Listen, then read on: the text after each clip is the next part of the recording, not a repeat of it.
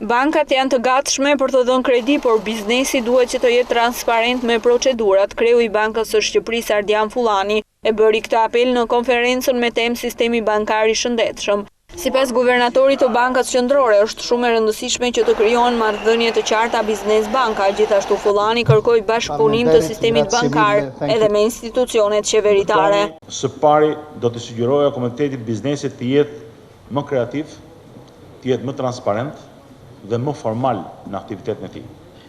Ai duhet respektoj me përpikmëri të gjithë detyrimet kontraktuale që lindin nga marrëdhënia me sistemin bankar. Ndërtoni marrëdhënie të hapura dhe sinqerta me to.